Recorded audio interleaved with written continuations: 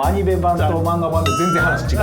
本当無限のアイデアが出てくる人だな。ページめくってボン、うわーって出せそうと思ってましたから。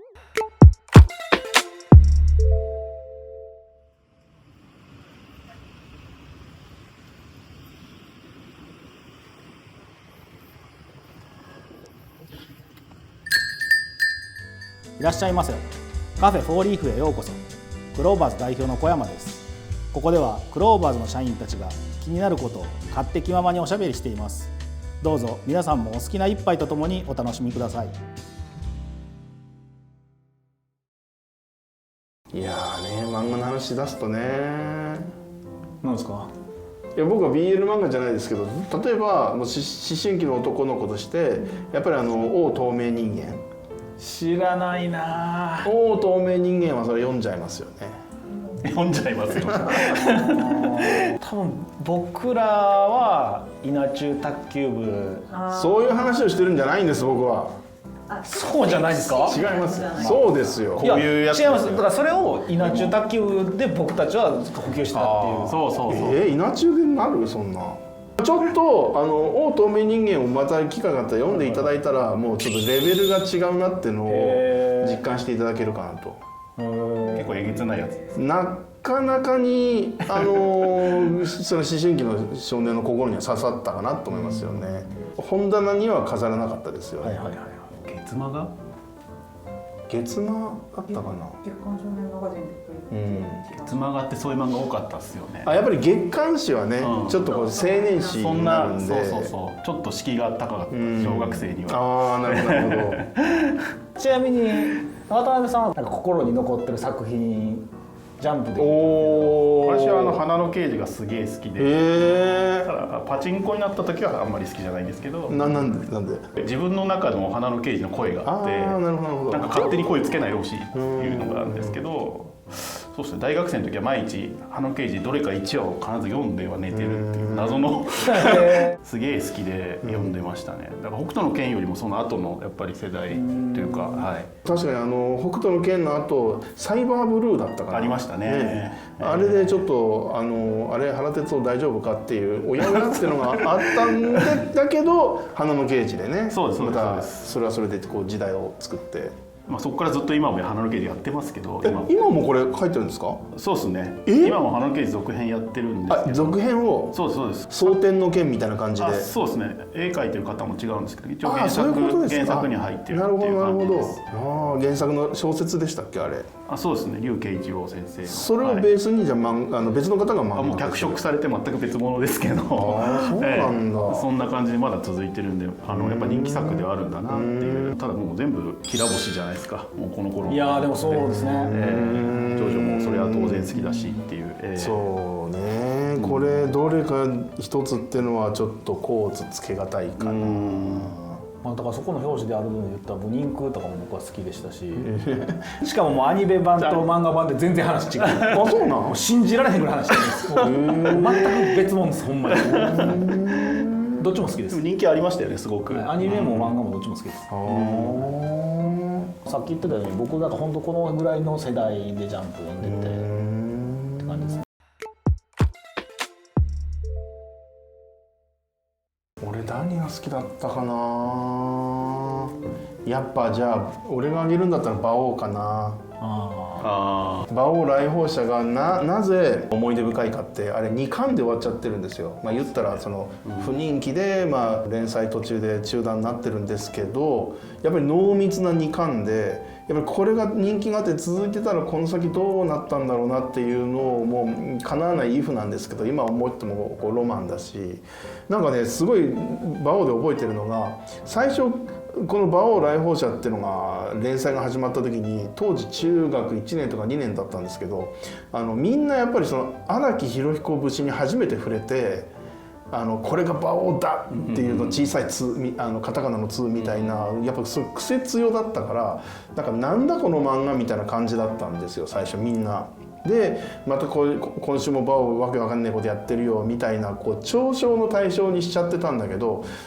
回が進むにつれみんななんかどんどんと引き込まれ始めちゃって、いや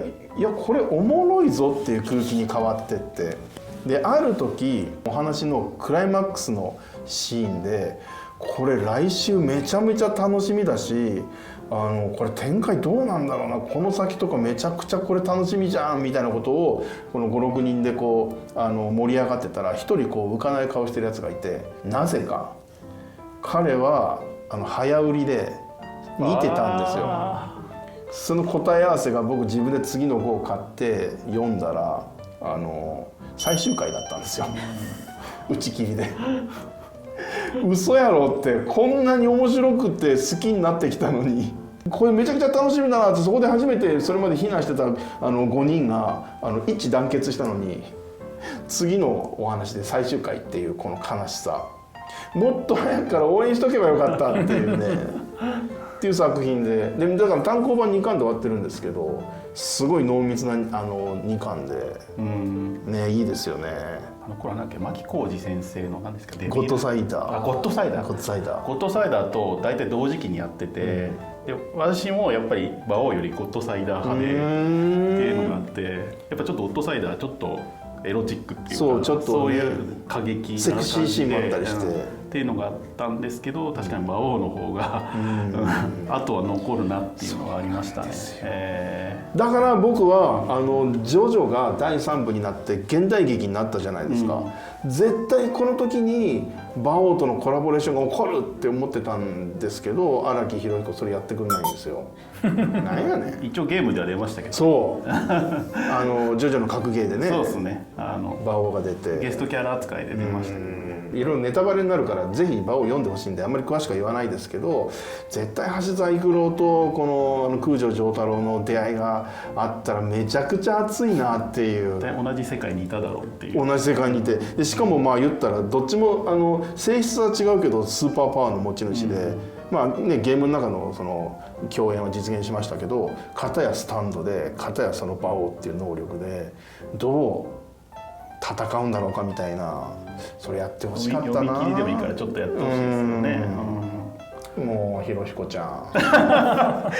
カメラ向けてもうユーザーの好きないいところをくすぐってくんないからさね残念だから。僕もだからそういう意味で言うと一番ってあとジョジョとかになってきちゃうかもしれないですね。ジョジョのじゃあ第何部ですか？4部ですね。ジョウスケ、はい、現役で見始めたのは確か3部ぐらいやったんですけど、なんか3部の時は僕あんまりピンときてなかったんですよね。はい、なんか結構そのヒーローが敵悪を倒すっていうまあ別にそれは4部いってもそうっちゃそうなんですけどなんか規模が小さくなるじゃないですか考えようによっては。でもなんかそこで描かれてるなんかその一般感というか普通感みたいな中に潜む怖さみたいなのとあと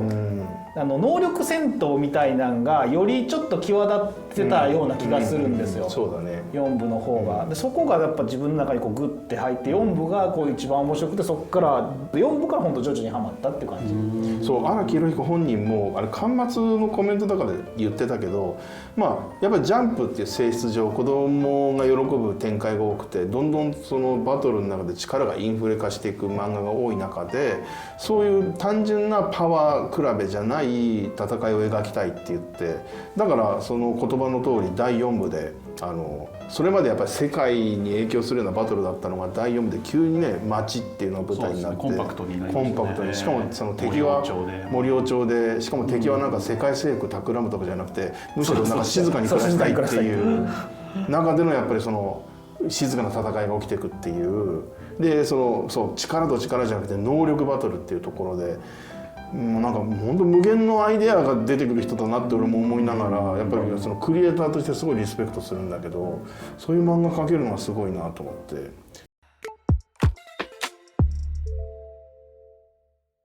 でジョジョも、もう第7部か8部ぐらいになるのかな今の、ジョジョランズでどのねお話もそれぞれユニークで人気が高いと思うんだけど最初から読んでた俺の印象ではやっぱり第1部第2部が波紋を使ったバトルで第3部でスタンドに変わったっていうのを俺リアルタイムで味わってるから、そうするとまたその視点から感じるものもあって俺は第2部が好きなんだけど、2部もいいですね。ジョセフ・チョースターの2部もいい。2部も頭脳バトルなんで頭脳バトルでもうね、絵師戦とかもうなんかね、うわーって読んでてねそうですね。最後のカーズと一緒に火山のところに行くシーンとか、もう勝ったと思ったらもう次のページ開いたらボンってボンですよ。もううわーってこう漫画読んでる声出たもん。ページめくってボンうわーってそのボン読んででもネタバレになるから詳しく言わないですけどもう絶対勝てへん相手にどうやって勝つのか。そうアルテそれィメットスイングになったこのカーズにカーズが太陽星に立ってるってこの辺の中ふんどしペロってめくってるポーズがまたセクシーでなんでめくってんのっていうめちゃくちゃかっこいい、勝てねえこれにはって一つだけ手があるぜって逃げるんだよっていうねいいっすね。いい、